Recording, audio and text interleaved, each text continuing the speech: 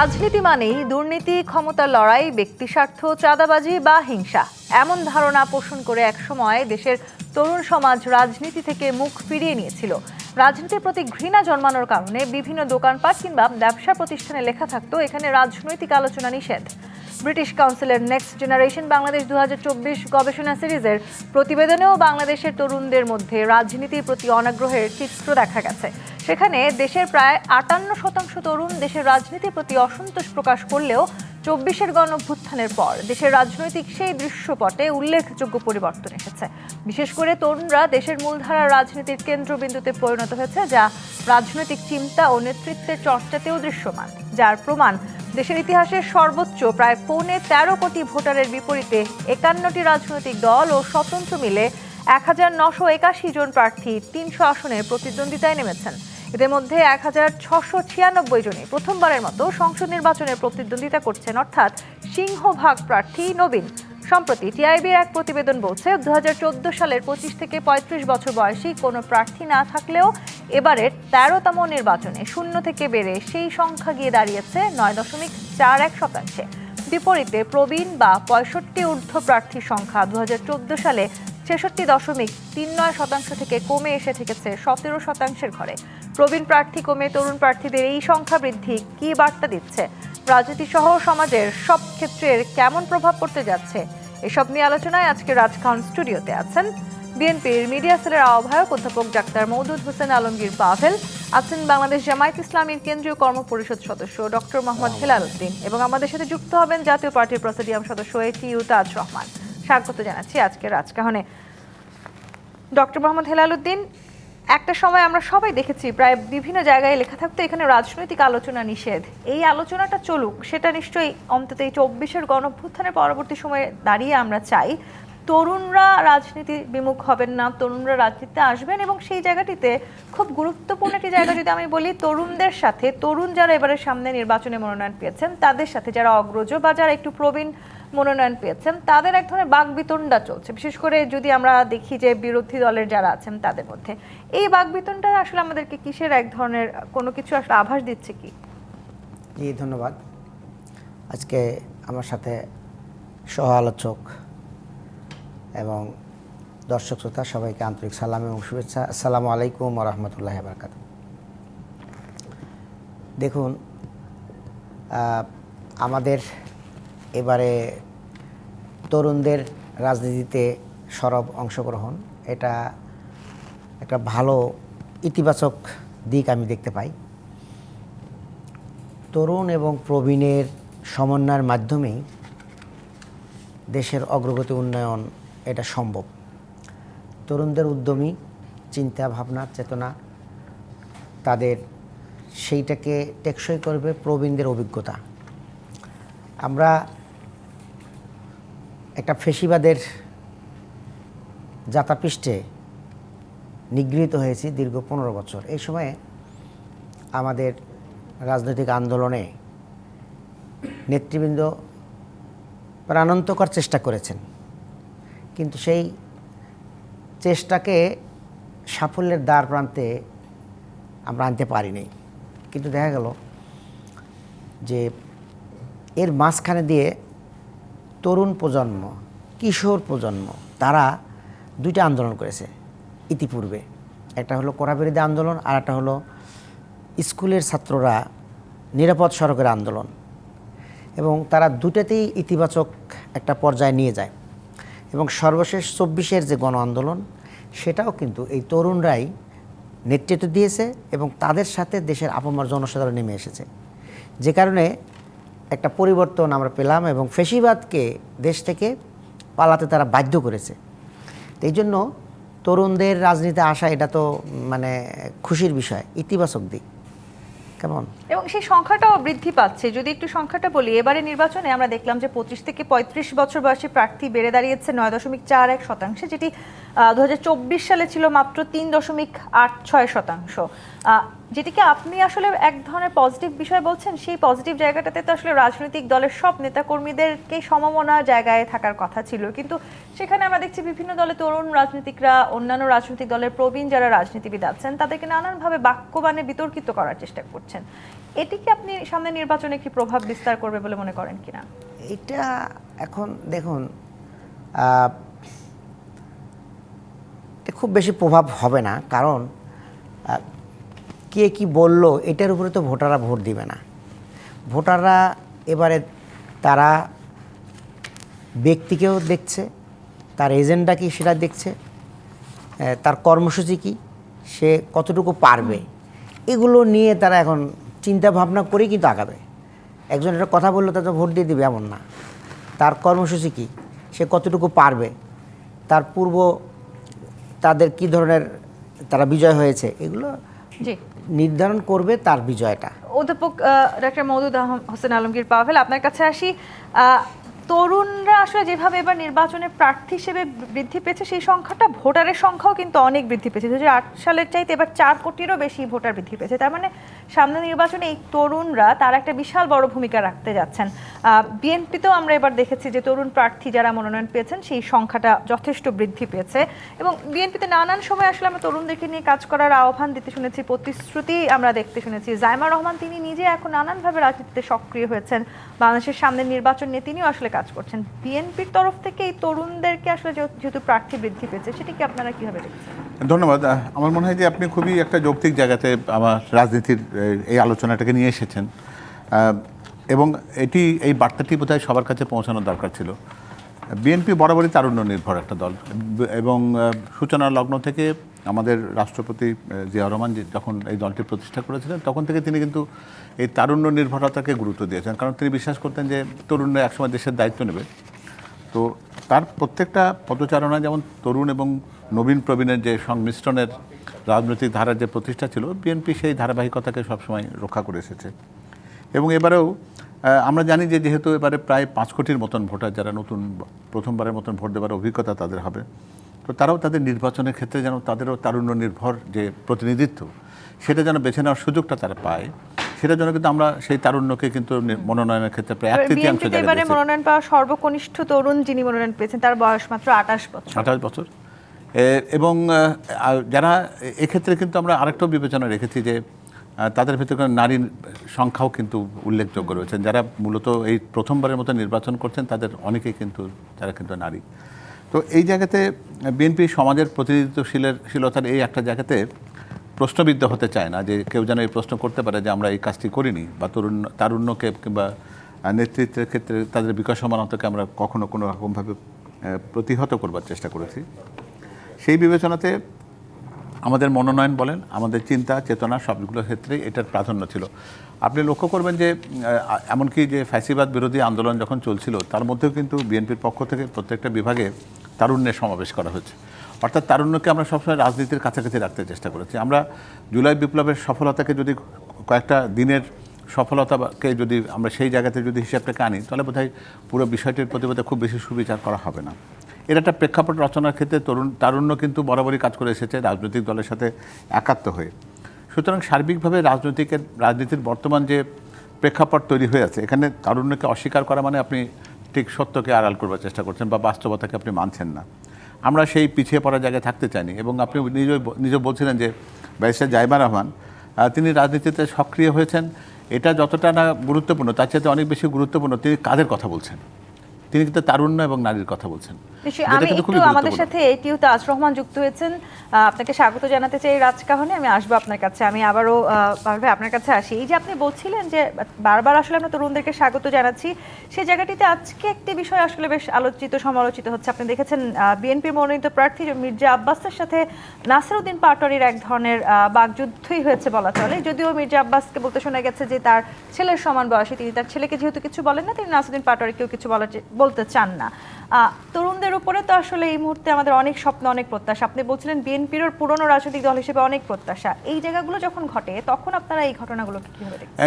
মির্জা আব্বাস সাহেব যে কথাটি যেটা বলেছেন, বলতে পারেন যে বিএনপির ঠিক শীর্ষ নেতৃত্বে যারা প্রবীণ যারা আছেন তারা কিন্তু এই অ্যাকোমোডেটিভ অ্যাটমসফিয়ারটাকে রাখতে চান। তারা কিন্তু পাল্টা উত্তর দিয়ে কিন্তু তিনি বিষয়টিকে আরও বেশি ঘোলাটে করেননি। তিনি বলেছেন যে আমার ছেলের বয়সী তিনি তার তারুণ্য থেকে সে কথাটি বলতেই পারেন, সেটাকে তিনি খুব সহজভাবে নিয়েছেন। এটি বিএনপির রাজনীতির সংস্কৃতি কিন্তু এভাবে চলে। আমার মনে হয় যে এটা কিন্তু হয়তো প্রকারান্ত নাসিরুদ্দিন পাটোয়ারিকে এই বার্তাটি দেবে যে তিনি হয়তো নিজের একটা আত্মোপলব্ধির জায়গায় যেতে পারবেন, যে তার কথাগুলো ঠিক এইভাবে উনি বলতে পারতেন বা অন্যরকমভাবে বলতে পারতেন কিনা। তো আমার মনে হয় কি যে তারুণ্যের ভেতরে তো একটা অগ্নিস্ফুলিঙ্গ থাকে, তাদের ভেতরে একটা উত্তাপ থাকে, তাহলে সেই উত্তাপের জায়গা থেকে তারা তাদের বাক্য চয়ন বা তাদের প্রকাশভঙ্গিমার ক্ষেত্রে যে এরকম ব্যাপারটা থাকবে সেটা একটা পরিশীলিত বা একটা প্রবীণের ভেতরে সেরকম থাকে না। তারা সেখানে অনেক বেশি অ্যাকোমোডেটিভ হন। তো এই দুটোর মেলবন্ধন নিয়েই কিন্তু আমাদের চলতে হবে। আমরা যদি এটাকে সংঘাতের জায়গায় নিই তাহলে কিন্তু আমরা এগোতে পারবো না। তো আমার মনে হয় যে এই শেষ কথা বোধহয় এরকমই বলা দরকার যে তারুণ্যের যেরকম প্রয়োজন আছে রাজনীতিতে তাদের আত্মীকরণ করবার জন্য, তেমনি প্রবীণেরও প্রয়োজন আছে তাদেরকে সেই ফলগুধারাটা দিয়ে তাদের যে পূর্বসূরি হিসেবে উত্তরসূরিদের জন্য একটা সেতুবন্ধন রচনা করবার জন্য যে প্রজ্ঞা, যে শিক্ষা তারা যারা পেয়েছেন, যে অভিজ্ঞতা, সেটা যেন তিনি প্রবাহিত করতে পারেন, সঞ্চালিত করতে পারেন তরুণ প্রজন্ম। যে সেতুবন্ধনের কথা আপনি বলছেন, এটিও তাজ রহমান আপনার কাছে আসি। রাজনৈতিক এক ধরনের সংস্কারের কথা তো আমরা বলেছি এবং একটা নতুন বাংলাদেশের স্বপ্ন আমরা দেখছি। বিশেষ করে এই 13তম জাতীয় নির্বাচনের মধ্য দিয়ে আসলে আমরা সেই পরিবর্তনটার প্রতি প্রত্যাশা রাখতে চাই। সেই রাজনৈতিক সংস্কারের জন্য নিঃসন্দেহে তরুণদের যে নেতৃত্ব, সেটি বাংলাদেশকে এক ধরনের নতুন দিশা দেখাবে। সেই নেতৃত্বের জায়গায় এই সেতুবন্ধনের যে কথা বলেছেন, সেই সেতুবন্ধনটা আসলে আমরা তৈরি করতে পারছি কিনা তরুণদের সাথে, প্রবীণ রাজনৈতিকদের? ধন্যবাদ আপনাকে। আমরা 5 আগস্টের পর থেকে বলেছিলাম যে তরুণ এবং আপনার রাজনীতির বিজ্ঞ সবাইকে নিয়েই আপনাকে দেশ করতে হবে। তরুণরা একা শুধু বিদ্যুতের গালি দিলে, বিদ্যুতের বাইর করে দিলে হবে না। আপনার এই প্রোগ্রামই বলেছিলাম আমাদের তরুণদেরকে শিখতে হবে যারা আগে রাজনীতিতে আসছে তাদের কাছ থেকে। শিখে গিয়ে নতুনরা দেশ পরিচালনা করবে, তরুণ এবং বয়োবৃদ্ধ বা রাজনীতিতে যারা খুব অভিজ্ঞতা আছে তাদেরকে নিয়ে। কিন্তু আমাদের আরেকটা জিনিস আপনি বললে চলবে না, আমাদের তরুণরা কিন্তু তাদের মুখের ভাষা, রাজনীতির ভাষা থেকে বাইর হয়ে এসে, যে নাসিরুদ্দিন পাটোয়ারি, আপনি বাকযুদ্ধ ইলেকশনে চলবে, নির্বাচনে বাকযুদ্ধ এটা একটা সাধারণ গণতন্ত্রের একটা অঙ্গ। পৃথিবীর সমস্ত গণতান্ত্রিক দেশে, ব্রিটেন, আমেরিকাতেও চলে। সেটা যদি নির্বাচন প্রচারণা অংশ পরে সংঘাতের দিকে রূপ নেয়, সহিংসতায় রূপ নেয়, তখন কিন্তু আপনার নির্বাচনের সুষ্ঠু পরিবেশটা নষ্ট হয়ে যায়। আপনাদের ইয়াংরা যারা আছেন ওনারা মনে রাখতে হবে যে রাজনীতিতে নির্বাচনে চলার সময় আপনাকে একটা রেড লাইন আছে, সেটা ক্রস করা যাবে না। এটা থেকে আপনাকে মেনে চলতে হবে। আপনি নির্বাচন আপনারটা আপনি বলবেন, ভোটারদের কাছে আপনি যাবেন, ভোট চাইতে যাবেন। নাসিরুদ্দিন পাটোয়ারি দেখলাম আজকে একজন ভোটারের সাথেও ঝগড়া শুরু করে দিয়েছেন। এটা কিন্তু রাজনীতিতে আপনার খুব ম্যাটার্স করে। যারা এক্সপিরিয়েন্স, ইট ইজ ম্যাটার্স। আপনার যারা পুরাতন আছে তাদের কাছে আপনি কিন্তু এটা পাবেন না। ওনারা জানে যে আমাকে ভোটারের সাথে কীভাবে কথা বলতে হবে, আমাকে ভোটারের সাথে কতটুকু আমাকে কথা বলা উচিত। সেই জিনিসগুলো নতুন যারা এখন হয়েছে নির্বাচনে প্রতিদ্বন্দ্বিতা করছেন, তাদের সিনিয়রদের কাছ থেকে শেখা উচিত। এটা শিখা এভাবেই হয়। রাজনীতি কিন্তু পৃথিবীতে তন্নি একটা জিনিস ওভারনাইট তৈরি হয় না, পলিটিশিয়ান। এখানে বিদেশে যে জায়গায় বলেন না কেন, এটা একটা পর্যায়ের মধ্যে দিয়ে আসে। আপনি টেকনোক্র্যাট মিনিস্টার কালকে করতে পারবেন, পলিটিশিয়ান তৈরি করতে হলে সময় লাগে। আপনাকে রাজনীতিবিদ হতে হবে, রাজনীতি করতে করতে আপনাকে রাজনীতিতে একজন অভিজ্ঞ হতে হবে। সেই অভিজ্ঞর কাছ থেকে আপনি যে আচরণ পাবেন, রাষ্ট্র পরিচালনায় যে দক্ষতা পাবেন, সেটা নতুনের কাছে পাবেন না। তাই নতুন যারা আছে তাদের উচিত হবে সে বিজ্ঞ যারা, অভিজ্ঞ যারা, তাদের কাছ থেকে আমি একটা প্রশ্ন যুক্ত করে আজ তরুণদেরকে রাজনৈতিক দলগুলো বিভিন্ন সময় নানানভাবে ব্যবহার করেছে, এরকম একটা বক্তব্য আমরা প্রায় দেখি, রাজনৈতিক বিশ্লেষকরা দিয়ে থাকেন। এবারে নির্বাচনেও কিন্তু সেই প্রভাবটি আছে। রাজনৈতিক দলগুলো আসলে তরুণদেরকে ব্যবহার করার চেষ্টা করছেন বলেও কি আপনি মনে করছেন? বিশেষ করে জামায়াত ইসলামের সাথে এনসিপির এই যে নির্বাচনী কৌশলে একত্রিত হওয়া, সেটাকে আপনি কিভাবে দেখছেন?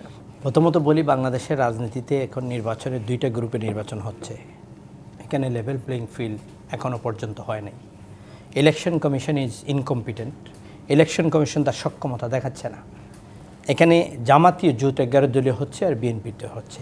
এই 2টা জোটের মধ্যে নির্বাচনটা চলছে। এখানে ইন বিটুইন আর কারো স্থান নাই। জাতীয় পার্টি পাচ্ছে না, অন্য কেউ পাচ্ছে না। কারণটা হলো এই গ্রুপের মধ্যে, 2টা জোটের মধ্যে যাদের যেখানে ক্ষমতা আছে সেটা বলয় তৈরি করার চেষ্টা করা হচ্ছে এবং সেটা নিয়েই কিন্তু আমি শঙ্কা করছি আগামীতে নির্বাচনে সহিংসতা হতে পারে। এবং এই ইয়াং গ্রুপটারে কিন্তু জামাত তো তাদের ইয়াং গ্রুপ এনসিপি যেটার জন্ম হয়েছে, ডক্টর ইউনূস বলেছেন যাদেরকে যে এরা আমার নিয়োগকর্তা। এখন নিয়োগকর্তা যারা তারা যদি নির্বাচন করে আর উনি রাষ্ট্রীয় ক্ষমতায় চিফ এক্সিকিউটিভের আসনে বসে থাকেন, সেই ইলেকশনটা কতটুকু নিরপেক্ষ হবে, কতটুকু লেভেল প্লেইং ফিল হবে বাংলাদেশের মানুষের চিন্তা, রাজনৈতিক দলের একজন কর্মী হিসেবে আমার মনে হয় চিন্তা আসবে। এখন তো জামাত, এনসিপি, ডক্টর ইউনূস একটা গ্রুপ হয়ে গেছে, তারাই সরকার। নিজে বলেছেন উনি, ডক্টর ইউনূস সাহেব নিজে বলেছেন। প্রেস সেক্রেটারি কি বলতে পারেন ভোট গণনা করতে সময় লাগবে? ওনার ক্ষমতা আছে? ভোট শিডিউল ডিক্লেয়ারের পরে কিন্তু সরকারের আর কোনো ক্ষমতা নাই, সব ক্ষমতা চলে যায় নির্বাচন কমিশনের কাছে। তন্নি এক্সিকিউটিভ পাওয়ার এক্সারসাইজ করার ক্ষমতা তাদের কাছে। তারা ওসি চেঞ্জ করবে, এসপি চেঞ্জ করবে, তারা ডিসি চেঞ্জ করবে, সব তাদের হাতে চলে যায়। সেই জায়গায় সরকারের একজন প্রেস সেক্রেটারি বলছেন যে ইলেকশন গণনায় দেরি হবে। আবার সেটাকে জাস্টিফাই করার জন্য আমরা টকশোতে বলে আসতেছি, কালকে বলে আসছি একটা টেলিভিশন, আজকে আপনার ইলেকশন কমিশন থেকে বলা হয়েছে নির্বাচনে ভোট গণনা দেরি হবে। এটা ইলেকশন কমিশনের সচিব বলেছেন, উনি রাইট আছে বলতে পারে। কিন্তু আমাদের প্রশ্ন, কেন দেরি হবে, কি কারণে? এখানে কি আপনি কোনো একটা ইঞ্জিনিয়ারিং এর চিন্তা করছেন কিনা? জি, ডক্টর হেলালুদ্দিন একটা অভিযোগ করলেন, এটিও তাজ রহমান, আপনারা আসলে এই মুহূর্তে সরকার, এনসিপি এবং জামায়াত মিলে একটি পক্ষ হয়ে গেছেন, আর একটি পক্ষ হয়ে বিএনপি কাজ করছে, আপনারা প্রতিদ্বন্দ্বিতা করছেন শুধু এই দুটো পক্ষ মিলে। আপনাদের এবার 224 প্রার্থীর মধ্যে 49 জন তরুণ আছে। এছাড়া দীর্ঘদিন আসলে আমরা জামায়াতকে বলতে শুনেছি যে বিশ্ববিদ্যালয়গুলোতে যে নির্বাচনগুলো হয়েছে সেখানে জামায়াতের যারা শিবিরের ছাত্ররা আছেন তাদের যে জয় হয়েছে সেটি আসলে আপনার জাতীয় নির্বাচনে একটি বড় প্রভাব ফেলবে। তাহলে তাদের যে ভুলভ্রান্তিগুলো হচ্ছে সেই ভুলভ্রান্তির দায়ও কি আসলে জামায়াত নেবে কিনা? সর্বমিত্র চাকমার ঘটনাটা আপনি জানেন কিনা? আমি নিশ্চয়ই জানেন, আমি আশা করছি। তিনি কি অধিকার কি রাখেন ঢাকা বিশ্ববিদ্যালয়ের মতন একটি জায়গায় কাউকে কান ধরে উঠবস করানোর? আমি আসবো, এই প্রশ্ন তো নিব আপনার কাছে। আমাদের একটা বিরতি নিয়ে ফিরতে হবে। দর্শক, জি-পেজ ইস্পাত নিবেদিত রাজকাহন থেকে একটা বিরতি নিয়ে ফিরছি, সাথেই থাকুন। জি-পেজ ইস্পাত নিবেদিত রাজকাহন দেখছেন। ডক্টর মোহাম্মদ হেলালুদ্দিন, যেহেতু আসলে আপনারা দীর্ঘদিন আলোচনা করেছেন যে বিশ্ববিদ্যালয়গুলোতে যে নির্বাচন হয়েছে সেই নির্বাচন জামায়াত ইসলামের সামনের জাতীয় নির্বাচন একটা বিশাল বড় প্রভাব ফেলবে, এবং সেই নির্বাচনগুলোকে আপনারা বলার চেষ্টা করেছেন সেটি এক ধরনের প্রতিচ্ছবি যে আপনারা হয়তো এই নির্বাচনের মধ্য দিয়ে আবারও জাতীয় নির্বাচনেও জয়ী হবেন। সেই নির্বাচনে যারা জয়ী হয়েছেন তাদের মধ্যে একজন সর্বমিত্র চাকমা, তিনি ঢাকা বিশ্ববিদ্যালয়ের মতন এলাকায় কিশোর তরুণদের কান ধরিয়ে উঠবোস করাচ্ছেন। এই ভিডিও আজকে ভাইরাল। যেহেতু আপনাদেরই ছাত্র সংগঠনের তিনি নেতা, জামায়াত ইসলাম কি এই দায় নেবে? দেখুন, আমরা সবসময় বলে আসছি যে ছাত্র শিবির এবং জামাতের মধ্যে যে তফাৎটা রয়েছে, তারা একটা সেপারেট সংগঠন, তারা তাদের নীতি নির্ধারণ করেন, কর্মসূচি ঠিক করেন, এটা হলো ছাত্র শিবিরের ব্যাপার। এরপরে একটু বলতে দেন। এরপরে হলো ছাত্র শিবিরের যে প্যানেলটা এখানে জয়ী হয়েছে, এখানে কিন্তু বিভিন্ন মতের ছাত্ররা এই প্যানেলের সাথে এসেছে। সর্বমিত্র চাকমা, এরকম আরও নারী ভোটার যাদের দেখছেন ক্যান্ডিডেট ছিল, যারা নন হিজাবি, বিভিন্ন ধরনের মতের পথের ছাত্ররা, ছাত্রীরা এইটার সাথে তারা একজোট হয়ে কাজ করেছে। এখন জোটের রাজনীতি আর দলীয় রাজনীতির মধ্যে একটু পার্থক্য অবশ্যই থাকবে। কেমন? এখন আমরা যে জোটটা করেছি, এখানে যে জোটটা করেছি, আমরা কিন্তু বলছি যে জোট, বাট যার যার মার্কায় তারা মানে ভোট করবে। সর্বমিত্র চাকমা তো এনসিপির নেতা নন, তিনি তো একটু বলি এটা এরকম। এখন আমাদের জাতীয় জোটের ব্যাপারেও যেমন যে যার যার মার্কা নিয়ে তারা কাজ করবে, ঠিক তেমনিভাবে ছাত্র শিবিরের সাথে যারা একই প্যানেলে কাজ করেছেন, এগুলো তারা তাদের জায়গা থেকে এসেছেন। সব দায় দায়িত্ব তো জামাতের উপর বর্তাবে না, সব কিছু শিবিরের উপর বর্তাবে না, এটা ডাকসুর উপর বর্তাবে। ঠিক আছে, ডাকসু সেখানে তাদের কর্তৃপক্ষ আছে, বিশ্ববিদ্যালয়ের ভাইস চ্যান্সেলর আছেন এবং তাদের আরও কর্মকর্তারা আছেন, সব মিলে এটাকে দেখভাল করবেন। এখন এটা জামাতের সাথে ট্র্যাক করার কোনো সুযোগ নেই। ডক্টর হেলালুদ্দিন, আমি জানি না আসলে এই জায়গাটি কি তাহলে এমন হয়ে যাচ্ছে যখন আসলে ডাকসুতে আপনাদের ছাত্র সংগঠনগুলো জয়ী হচ্ছে সেই জয়ের ভাগ আপনারা নিতে রাজি আছেন, কিন্তু যখন কোনো এই ধরনের কর্মকাণ্ড ঘটছে সেই দায়ভার নিতে আপনারা রাজি নন? না, রাজি নন সেটা ঠিক না। এটা তো মনে করেন কেউ যদি কোনো অন্যায় করেন, সে আইনের শাসন আছে, আইনের কাছে তিনি জবাবদিহি করবেন। সে যদি অন্যায় করে থাকেন, বিশ্ববিদ্যালয় প্রশাসন আছেন, রাষ্ট্রীয় প্রশাসন আছেন, তারা সেখানে দেখভাল করবে। এটা কেন আমরা নিজেদের কাছে কাঁধে নেব কেন? আর জনগণ তো এখানে মানে বিচারের দায়ভার তো জনগণের কাছে। আগামী দিনে ভোট কাকে দিবে না দিবে এটা তো জনগণের ব্যাপার। এখানে চাইলেও হবে না, না চাইলেও পাওয়া যাবে না, এরকম তো বিষয় না। এখানে জনগণ এটাকে জাস্টিফাই করবে যে কারা সঠিক পথে আছে, কারা জনগণের পক্ষে আছে, কারা ন্যায় বিচারের পক্ষে আছে, এগুলো জনগণ দেখে বিচার করবে। দলীয় সংগঠনের ভুলভ্রান্তি যেমন আসলে এই মুহূর্তে ডক্টর মতিউর আলাউদ্দিন তিনি আসলে নিজেদের দায়ভার বলতে নারাজ, তেমনি আসলে বিএনপিতেও তো আমরা দেখছি একটি বড় রাজনৈতিক দল তৃণমূল পর্যায় পর্যন্ত নানান ধরনের ঘটনা ঘটছে, সেটি স্বাভাবিক। কিন্তু এই যে এবারে আমরা দেখতে পাচ্ছি অনেক তরুণ প্রার্থীরা আছেন, তাদেরকে একসঙ্গে বিএনপি থেকে সতর্কও করা হয়েছে। শুধুমাত্র ইতিবাচক ফলাফল হিসেবেই যে দেখা হবে তা নয়, আপনারা বারবার সতর্ক করেছেন এবং আপনারা এটিও বলেছেন যে একসাথে অভিজ্ঞতা এবং দক্ষতা দিয়ে কাজ করতে হবে। এই জায়গাটি একটু আমি জানতে চাই, তাহলে কি আসলে কোনো না কোনোভাবে সিনিয়র যারা রাজনীতিবিদ ছিলেন তাদের যোগ্যতার অভাব ছিল বলেই এত বেশি তরুণদের প্রতি আপনাদের আস্থা? এটা বোধহয় ঠিক না। একটা জিনিস আপনার লক্ষ্য করবার দরকার আছে, সেটা হলো যে পরপর তিনটি নির্বাচন হয়নি, 15টি বছর পেরিয়ে গেছে যেখানে ঠিক নেতৃত্ব বিকশিত হওয়ার জায়গা ছিল না। তো আপনি এই 15 বছর কিন্তু প্রত্যেকের বয়সের সাথে যুক্ত করতে হবে। এই জায়গাতে আপনি যদি এটাকে বয়সের ফারাকের মধ্যে যদি এটাকে যদি আমি অভিজ্ঞতার ভারসাম্যহীনতার জায়গায় যদি যেতে চাই, তাহলে বোধহয় এটা সুবিচার করা হবে না। এটা খুবই পরিষ্কার যে বর্তমানে যাদেরকে বিএনপি মনোনয়ন দিয়েছে, যাদেরকে মনে করছে যারা নির্বাচিত হলে প্রকৃতপক্ষে তারুণ্যের প্রতিনিধিত্ব সংসদে প্রতিষ্ঠিত হবে, তাদের যোগ্যতার ভিত্তিতে করা হয়েছে এবং দল খুবই সুবিবেচনা থেকে এটা করেছে, যেখানে তারুণ্য এবং প্রবীণের যেন একটা সংমিশ্রণ থাকে, যাতে করে আমরা বলেছি আগে ওই কথাটি বলেছি, যাতে অভিজ্ঞতার একটা সঞ্চারণ ওই যাদের প্রবীণের থেকে তরুণের মধ্যে আসতে পারে। তবে এই জায়গাতে আগের কতগুলো কথার মধ্যে একটু বোধহয় রেসপন্ড করা যায়, যদি আপনি আমাকে যদি অনুমতি দেন। রাজনৈতিক বলের ক্ষেত্রে বিএনপিকে আপনারা বলতে চেষ্টা করেছেন কেউ কেউ যে নির্বাচন কমিশনের জায়গাতে আমাদের একটা প্রভাব বলয় তৈরি হয়েছে। কথাটা যে আমরা যে ওই জায়গায় একটা সত্যিকার অর্থে কোনো একটা অবিচারের শিকার, সেটা বোধহয় জনমনের প্রত্যেকেরই জানা আছে। জানেন যে পোস্টাল ব্যালটে তারা বাংলা বর্ণমালার যে ক্রমটা ব্যবহার করার যে কথাটি বলেছেন, সেখানে কিন্তু পরিপূর্ণভাবে একটা আপত্তিকর এবং পরিপূর্ণ একেবারে দৃশ্যমান অসঙ্গতি রেখে তারা একটি বিশেষ দলকে একেবারে উপরের দিকে তুলে দিয়েছেন এবং ভাঁজের ভিতরে ফেলেছেন আমাদের প্রতীককে। ভোটার মাইগ্রেশনের অস্বাভাবিকতা দেখছি আমরা, যেখানে তাদের কোনো একটা বেশি সুযোগ ছিল না এই কাজটি করবার, যেটা তারা নজরদারিতে আনতে পারেনি।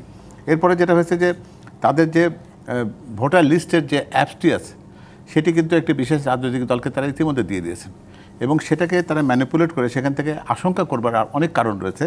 তারা ওখানে ভুয়া ভোট, মৃত ব্যক্তির ভোট অথবা বিদেশে থাকা মানুষের ভোটকে দেওয়ার জন্য একটা ভুয়া পরিচয়পত্র, জাতীয় পরিচয়পত্র কিন্তু তৈরি করতে পারবে। এটা সম্ভব। এটা তো সব কিছু মিলে নির্বাচনের পরিবেশটাকে যদি আমরা সুষম রাখতে চাই, তাহলে কিন্তু এই সমস্ত অপকৃতির দিকে যাওয়ার দরকার। আমার তো ভোট চাইবো তো জনগণের কাছে। সেই জায়গাতে না গিয়ে আমি ওই মেকানিজমের মধ্যে যাই কেন, যে পোস্টাল ব্যালটটা কেমন করতে হবে, মাইগ্রেশন করাতে হবে এবং একই সাথে আমার অ্যাপসটাকে নিয়ে একটা কৃত্রিম জিনিস তৈরি করবার চেষ্টা করতে হবে, অথবা ভোটারদেরকে আমরা যেরকম ডাকসু নির্বাচন বা অন্য জায়গাগুলোতে দেখেছি যে আগে থেকে লাইনটাকে দখল করে রাখো, ভোটের গতিটাকে স্লথ করে দাও, যাতে অনেকে বিরক্ত হয়ে যেন ভোট দিতে যেন না দেয়, নিজেদের ভোট দেওয়া হলে কেন্দ্রকে বিশৃঙ্খলা সৃষ্টি করো, এরকম যে প্রবণতাগুলোর কথা আমরা আশঙ্কা করি, সেগুলোকে যারা মেকানিজম মনে করেন, যেগুলোকে তারা বলে এখন কৌশল, যে গুপ্ত বা সুপ্ত থাকাকে কৌশল হিসেবে যারা ব্যবহার করেন, সেই ব্যাপারে সতর্ক হওয়ার দরকার আছে। কিন্তু রাজনীতি এনসিপি প্রার্থীর উপর বিএনপির এক নেতাকর্মীর হামলা চালিয়েছেন, সেই অভিযোগও তো আছে। আপনি যদি বলেন বিএনপি এই বর্তমানে তাদের যে কঠোর অবস্থান, জনাব তারেক রহমান প্রত্যেকটি বক্তব্যে যেমন শুধু বলেছেন তাই নয়, আপনি জানেন যে আমাদের বিদ্রোহী প্রার্থীদের ভেতরে প্রায় কয়েক ডজন বিদ্রোহী প্রার্থীকে কিন্তু দল এক নিঃশ্বাসে বা এক কলমের খোঁচায় কিন্তু তাদেরকে বহিষ্কার করেছে। কোনো রকম ছাড় এই জায়গাতে দেওয়া হয়নি এবং উনি পরিষ্কারভাবে বলেছেন যে উনি দুর্নীতির টুটি চেপে ধরতে চান। দুর্নীতি বলতে কিন্তু আমরা শুধুমাত্র আর্থিক দুর্নীতিকে যদি বুঝি, তাহলে কিন্তু এটা ভুল করা হবে।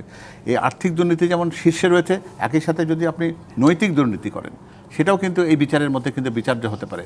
সুতরাং সর্ববিবেচনাতে আপনি যদি সেই মানে কোনো একটা বিশেষ বিষয়কে যদি আপনি আমার সামনে এনে যদি বলেন যে এখানে প্রকৃত বিচার হয়েছে কিনা, আপনি নিশ্চিত থাকতে পারেন বিএনপি বর্তমানের প্রেক্ষাপটে একমাত্র দল যারা কিন্তু সাদাকে সাদা, কালোকে কালো বলে।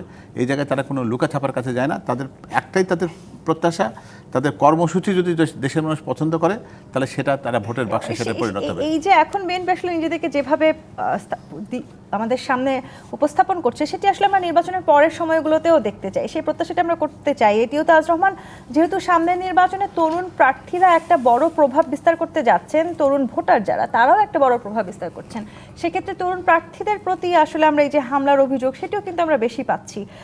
এটি কেন আসলে কোনো না কোনো দল আসলে এই ভয় থেকেই কিনা যে তরুণ প্রার্থীরা যদি বেশি জয়ী হয়ে যান তাহলে সেই দলের জয়টাও অনেকটা সুনিশ্চিত হয়ে যাবে? আমি সেটা মনে করছি না, বাট একটা জিনিস আমার কাছে মনে হচ্ছে 5 আগস্টের পর থেকে আপনার তরুণরা যে কোনো কাজে খুব বেশি অ্যাগ্রেসিভলি কাজ করতে চায়, কখনো কোনো নর্মাল নবসের বাইরে গিয়ে কাজ করতে চায়। আপনি দেখেন মবক্রেসিটা, এটা সমস্ত কিছু আমাদের তরুণদের কাছ থেকে হয়েছে, আইনের ঊর্ধ্বে থেকে। যখন দেশে রাষ্ট্রে কোনো আইন নর্মাল চলে না তখন মবক্রেসি হয়। আপনি জোর করে বিচারপতি সরাই দিচ্ছেন, আপনি জোর করে রাষ্ট্রপতি সরাইতে চান, আপনি জোর করে সেনাবাহিনী প্রধান সরাতে চান। এটা দেশের তরুণদের উচিত হবে অভিজ্ঞ এবং প্রবীণ রাজনীতিবিদ বা যারা আছে তাদের কাছ থেকে আস্তে আস্তে শিখে আপনি এই জায়গায় আসা। যখন আপনি শিখবেন না তখন কিন্তু এই কাজগুলো আগামীতে আরও করবেন। আপনি ভোট চাইতে গিয়ে ভোটারদের পিটানো শুরু করবেন। রাজনীতিতে তো তরুণদের প্রয়োজন আছে, এবং অনেকেই তো আমরা দেখেছি যে পুরনো যে রাজনৈতিক দলগুলো সেখানে তারা স্কুল জীবন থেকেই রাজনীতি করেছেন। ওয়েস্টার্ন ওয়ার্ল্ডে আমাদের মতো তরুণরা তো রাজনীতিতে আসে না। কেন আসে না আপনি আমার প্রশ্ন করতে পারেন, আমি স্ট্যাটিস্টিক্যালি আপনাকে বলে দিতে পারি। কারণ জাস্টিন ট্রুডো যখন প্রধানমন্ত্রী হন না, তখন শোনেন, আপনারা খুশি আমি হন? জাস্টিন ট্রুডো বা ব্রিটিশ প্রাইম মিনিস্টার এক্সেপশনাল দুই একটা তো আছেই। আপনি রাজনীতি লেখাপড়া শেষ করে তাদের একটা জীবনের একটা প্রফেশন বেছে নেয়, ওই প্রফেশন থেকে তখন তারা পলিটিক্সে আসে। আমাদের এখানে ঢাকা ইউনিভার্সিটি থেকে আপনার হাসনাত, আপনার সার্জিস্ট, তাদের কমপ্লিট করার পরে মাস্টার্স একটা আন্দোলন করে কেউ বলে 1000 কোটি, কেউ বলে 100 কোটি টাকার মালিক বনে গিয়েছেন। এখন তারা জাতীয় নির্বাচন করছেন। আপনাকে মনে রাখতে হবে রাজনৈতিক কোনো অভিজ্ঞতা নিয়ে তারা নির্বাচনের মাঠে আসছেন না। এরা আওয়ামী লীগের বিরুদ্ধে আন্দোলন করেছেন আওয়ামী লীগের ভিতরে থেকে। যদি আওয়ামী লীগ ওই আন্দোলনে টিকে যেত তারা আবার ব্যাক করে কিন্তু আওয়ামী লীগে চলে যেত, তাদের তো বাইরে যেত না। তো আওয়ামী লীগ থেকে আন্দোলন করছে, কোটা হয় নাই, আওয়ামী লীগে চলে গেছে। তাহলে এই তরুণদের সাথে নিয়ে আসলে জামায়াত ইসলামী এখন যে রাজনৈতিকভাবে এগিয়ে যাওয়ার নির্বাচনী কৌশল করছে, সেই কৌশলে জামায়াত ইসলামী এগিয়ে যেতে একটা পারবে ইম্পর্টেন্ট কিনা? পয়েন্ট করতে চাচ্ছি। 10 সেকেন্ড দিতে পারবো। মাহফুজ আলম বলেছেন, যে উপদেষ্টা ছিলেন, তিনি বলেছেন যে বাংলাদেশের এখনকার প্রশাসন জামাত ভার্সাস বিএনপি এবং এনসিপি ভাগ করে নিয়ে চলে গেছে। তখন উপদেষ্টা ছিলেন। উনার সেই বক্তব্য যদি সঠিক হয়ে যায় তাহলে সেই দায় তো আসলে বিএনপিরও আছে, জামাত এবং এনসিপি আগামী নির্বাচনে সেই দায়ভার নিতে আসবে। হবে। জায়গাটিতে জি25 ইস্পাত নিবেদিত রাজকাহন থেকে আরেকটি বিরতি নিয়ে ফিরছি, সাথেই থাকুন। জি25 ইস্পাত নিবেদিত রাজকাহন দেখছেন। এটিও তাজ রহমান, এই যে আসলে নির্বাচনে তরুণদেরকে ব্যবহার করার এক ধরনের সংস্কৃতি ছিল, সেখান থেকেও তো আমাদেরকে বেরিয়ে আসতে হবে। সেই সাথে এই যে দায়ভার নেওয়ার জায়গাটি এবং তরুণদের সাথে একই কৌশলে আমরা যাব, কিন্তু তরুণদের কোনো কথাবার্তা বা তাদের আসলে কোনো ধরনের ব্যক্তিগত দায় বলে এড়িয়ে যাওয়ার যে বিষয়টি, সেই সংস্কৃতি থেকেও পরিবর্তন প্রয়োজন কিনা? দেখেন, তরুণরা যখন একটা কাজ করে তখন ওদের পক্ষে অন্য রাজনৈতিক দল, তাদের মেইন সংগঠন সবাই তাদের জোটের সমর্থন দেয়। যখন ওরা কিছু করে ফেলে তখন বলে এটার দায় আমাদের নেই। যেমন এই যে সর্বমিত্র চাকমা যেটা করলেন ঢাকা ইউনিভার্সিটিতে, আমি ভিডিওটা দেখলাম, হাতে একটা লাঠি নিয়ে ম্যাজিস্ট্রেসি যেটা করে একই, পুলিশ পাশে বসায় কানে ধরে পোষ করাচ্ছে। এটা কি কোনো কথা হলো? এটা আপনার কোনো দায়িত্ব? আপনি এটা করতে পারেন? সেই সুযোগও তার আছে কিনা সেটিও দেখতে। রাজশাহী ইউনিভার্সিটির জিএস কি করলো? বেগম খালেদা জিয়ার একটা ব্যানার ছিল, জিএসে শহীদ রাষ্ট্রপতি জিয়া রহমানের ছবি আছে, তারেক রহমানের ছবি আছে, উনি এখান থেকে ওটা নিজে ছিঁড়ে সেখান থেকে ফেলে দিয়েছে। এটা কি ওনার কোনো অধিকার আছে করার? এইটাতে তো এই যে তরুণদের এই জিনিসগুলা, এটাকে আপনি রেটিফাই করতে হবে। এটাতে আপনাকে মেক শিওর করতে হবে এরা এই অ্যাগ্রেসিভ জিনিসগুলো করতে পারে না। এই তরুণ ভোটার বেশি, আপনি বারবার যখন বলছেন এটার সাথে ভালো মন্দ দুইটাই আছে, তো নিয়ে আপনাকে মাথায় রাখতে হবে। এই তরুণরা যদি সঠিক সিদ্ধান্ত নিতে পারে তাহলে তো ভালো, আর যদি সঠিক সিদ্ধান্ত না নেয়, কোনো রং ডিসিশন নেয়, তো দেশের জন্য ক্ষতি আছে। এটিও তো আজ আবার এখানেও একটা প্রশ্ন থেকে গেল যে সিনিয়র রাজনীতিবিদদেরও আসলে সেই অনুপ্রেরণার জায়গাটি তৈরি করতে হবে কিনা, তারাও সেই জায়গাটিতে দায়বদ্ধ কিনা, তারা সেরকম কাজগুলো করছে? অবশ্যই, আমি আপনাকে শুরুতেই বলেছি, প্রবীণদের কাছ থেকে সিনিয়র রাজনীতিবিদদের উচিত তাদের সঠিক রাস্তায় নিয়ে যাওয়া। দলের স্বার্থে তাদেরকে রং পথে ব্যবহার করাটা মোটেও সমীচীন হবে না। যেটা তাদেরকে 5 অগাস্টের পরে করা হয়েছে, তাদেরকে মবক্রেসি করা হয়েছে, তাদেরকে জাতীয় বাড়ির অফিস জ্বালিয়ে দেওয়ার জন্য তারপর চেষ্টা করা হচ্ছে। সারা বাংলাদেশে 60টা ডিস্ট্রিক্টে জাতীয় বাড়ির অফিস জ্বালিয়ে দেওয়া হয়েছে। এরা সিনিয়র মেইন সংগঠন, এটার পিছনে দায়ভার তো নিতেই হবে। এই ছাত্রদেরকে আপনি ভুল পথে যখন পরিচালিত করবেন, তখন আপনার দেশের সার্বভৌম, দেশের আইন শৃঙ্খলা, দেশের রাজনৈতিক সব কিছু সংকটে পড়বে। এটাকে আপনাকে মনে রাখতে কি এই নির্বাচনে সংকটে পড়তে পারে এই তরুণদের যদি আপনি ভুল পথে পরিচালিত করেন। আপনার যে 5 অগাস্টের টানাগুলো লুট করে অস্ত্রগুলো গিয়েছে, তরুণদেরকে ভুল পথে কারা তাহলে তো এই 5 অগাস্টের পরে যে থানাগুলো লুট করে যে অস্ত্রগুলো বাইরে গিয়েছে, সেই অস্ত্রগুলো কিন্তু উদ্ধার করা হয় নাই। এই একজন তরুণ উপদেষ্টা বলেছেন যে ওনারা তখন রেডি ছিলেন অস্ত্র হাতে নেওয়ার জন্য, ওনাদের হাতে অস্ত্র ছিল। তাইলে এই অস্ত্রগুলো তো এখনও জমা দেন নাই। অস্ত্রগুলো কোথায়? সচিব ওয়াজিব ভুঁইয়া নাম, ওনার রেকর্ড আছে, এটা আমরা লুকানোর তো কিছু নাই। ওনার ইন্টারভিউ রেকর্ড আছে, উনি বলেছেন অস্ত্র নিয়ে আমরা হাতে অস্ত্র নিয়ে যুদ্ধ করতাম। তাইলে এই অস্ত্রগুলো কোথায়? জমা তো হয় নাই। এখন কি আপনি যে কোনো মুহূর্তে এই অস্ত্রগুলো নিয়ে দেশের রাষ্ট্রের বিরুদ্ধে যুদ্ধ করবেন? দেশের সংস্থা যারা আছে, যারা দেশকে রক্ষা করছে, পুলিশ ভয়ে কোনো জায়গায় যায় না, কয় মবক্রেসি হবে। ডক্টর মোহাম্মদ হেলালুদ্দিন, আপনারা তো আসলে এই তরুণ রাজনীতিবিদদের সাথে কাজ করছেন এবং সেটা কি আপনারা বলছেন যে আপনাদের নির্বাচনী কৌশল, অর্থাৎ নির্বাচনে এগিয়ে যাওয়া নিয়ে, সেই জায়গাটি থেকে একটু জানতে চাই। জামায়াতে ইসলামীতে আসলে অনেক প্রবীণ নেতৃবৃন্দ আছেন এবং একেবারে তরুণ যে রাজনৈতিক দলটি, তাদের সাথে আপনারা কাজ করছেন। আপনার নিজের অবস্থান থেকে আমি একটু জানতে চাই, এভাবে আসলে যে দায়ভার এড়িয়ে যাওয়ার বিষয়টি কিংবা তরুণরা তাদের যে বক্তব্যগুলো পাল্টাপাল্টি বাকবিতণ্ডা আমরা দেখছি, সেটি জামায়াতের ভোটেও একটা বড় প্রভাব পড়বে বলে কি আপনারা মনে করেন কিনা? জি ধন্যবাদ। আমি দুইটা কথা না বললে হচ্ছে না। যেমন আজকে আমার ভাই তাজ ভাই বললেন যে তরুণরা সেদিন অস্ত্র হাতে নেওয়ার সিদ্ধান্ত নিয়েছিল, কথাটা একদম মিথ্যা কথা। তরুণদের হাতে কোনো অস্ত্র ছিল না, তাদের হাতে কোনো ধরনের লাঠি কিছুই ছিল না, একদম শুধু তারা বুক পেতে দিছে যে গুলি করো আমাদেরকে। তাদের হাতে যদি অস্ত্রই থাকতো তাহলে দুই একটা ফায়ার করতো। এটা আমি বলিনি, আমরা আমরা আমরা দেখতাম। এটা কিন্তু এটা কোথাও কোনো মিডিয়া দেখাতে পারবে না যে কোনো একজন ছাত্রের হাতে অস্ত্র ছিল। এগুলো একদম এখন এই যে জাতীয় পার্টি যে আওয়ামী লীগকে সাপোর্ট করেছে 15 বছর, সেটা এখনো মিডিয়া এখনো ওনারা এটা বলেই যাচ্ছে। এটা আমি কোনোভাবেই মেনে নিতে পারি না। ছাত্রদের আন্দোলনকে যদি এইভাবে জুলাইকে ভিন্ন খাতে প্রভাবিত করা হয়, এটা জাতির জন্য একটা কলঙ্ক, একটা সৃষ্টি হবে। এটা আরেকটা কথা উনি বলছেন মবক্রেসি শুধু ছাত্রদের দিকে দেখাচ্ছেন। এই যে ঋণ খেলাপিদেরকে যখন করা হলো, বৈধতা দেওয়া হলো, ওই দিন মির্জা ফখরুল সাহেব উনি ইসিতে বসেছিলেন আর বাইরে ছাত্রদল বসেছিল রাস্তা অবরোধ করে।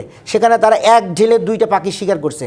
তারা একদিকে ইসির সামনে ছাত্রদল দুই দিন অবরোধ করেছে। কেন এই টাইমে ছাত্রদলকে ঘেরাও করতে হবে? এগুলো মবক্রেসি হয় না। ছাত্রদলের নেতা, তাহলে শিবিরের দায়ভার কেন জামায়াত নেয় না? ছাত্রদলের নেতা উনি ভিতরে থেকে ঋণ খেলাপিদের পক্ষে ভূমিকা রাখছেন। সবগুলো ঋণ খেলাপিকে বৈধতা দেওয়া হয়ে গেছে। আর ওদিকে সাকসু নির্বাচনকে স্থগিত করার জন্য তারা পদক্ষেপ নিয়েছে। এগুলো মবক্রেসি হয় না। এরপরে তাজ ভাই বলছেন ডক্টর ইউনূস এনসিপি জামাত এক লাইনে গেছে। ডক্টর ইউনূস সাহেব যখন দেশে থেকে সিদ্ধান্ত নিয়ে এপ্রিল মাসে নির্বাচন হবে, তিনি লন্ডন গিয়ে বৈঠক করে যখন ফেব্রুয়ারিতে ইলেকশন দিয়ে দিলেন, তখন ডক্টর ইউনূস মানে বিএনপির হলো না, তিনি তখন হয়ে গেলেন জামাতের। এখন এই যে দ্বিচারিতা, এগুলোর থেকে বের আসতে হবে, নাহলে দেশ কোনো দিনও সঠিক পথে আসবে না। এরপরে বলতেছেন যে আপনার একটা দলকে দেওয়া হচ্ছে, মানে এই ইসি দিচ্ছে, আমরা এখনও কিছু কথা বলছি না। এই ইসি কি করতেছে না বলেন? আমি ঢাকা 5 আসনে আজকেই খবর পেয়েছি, ইলেকশন কমিশন থেকে অনেক প্রিজাইডিং অফিসার, অ্যাসিস্ট্যান্ট প্রিজাইডিং অফিসারকে চিঠি দেওয়া হয়েছে যে আপনাদের নাম ইনক্লুড করা হয়েছে। এখন দেখা যাচ্ছে এদের ভিতর থেকে সিংহবাগকে বাদ দিয়ে দিয়েছে, এমপিভুক্ত শিক্ষকদেরকে বাদ দিয়ে দেওয়া হচ্ছে। কি কারণ? যে এরা হয়তো জামাত করতে পারে। অভিযোগগুলোর উত্তর আমি নেই, এগুলো করা। আর কয়েকটা কথা বলি, আমার তো শেষ হয়ে যাচ্ছে। ঘেরাও করছে, সেই সাথে আপনারা দ্বিচারিতাও করছেন। হ্যাঁ, আপনি শেষ করুন। একটু বলি। এরপরে বলেন যে এখন ওনাদের নেতা বলতেছেন যে আমরা দুর্নীতির টলারেন্স করব না। দুর্নীতিবিদদেরকে, ঋণ খেলাপিদেরকে বৈধতা করা হচ্ছে, আর কেমনে উনি দুর্নীতি বন্ধ করবেন? এরপরে আপনার ইসি, এই যে বলা হচ্ছে ব্যালট, মানে পোস্টাল ব্যালটের কথা বলা হচ্ছে, এটা পোস্টাল ব্যালটের ইসি কি করলো না করলো ইসির ব্যাপার। কিন্তু এই ইসি আপনার দ্বৈত নাগরিকদের ব্যাপারে 2 রকম সিদ্ধান্ত দিচ্ছেন। এই ইসি আপনার দলীয় জি, প্রধানকে বুঝতে পেরেছি। অতিরিক্ত প্রোটোকল উত্তরগুলো দেওয়া নিয়ে হচ্ছে, অথবা একটা মমতাজ হোসেন আলমগীর অতিরিক্ত পাবেন, প্রোটোকল অনেক দেওয়া অভিযোগ হচ্ছে, আপনাদের বিরুদ্ধে এগুলো এসেছে, কিন্তু দ্বিচারিতা করছে দ্বিচারিতা আপনাদের হচ্ছে না। সাথে। ছাত্রদল ইসি ঘেরাও করে মব করছে, তখন আপনারা কিছু বলছেন না, কিন্তু জামায়াতের ছাত্র সংগঠন কিছু করলে আপনারা সেটি নিয়ে বক্তব্য রাখছেন।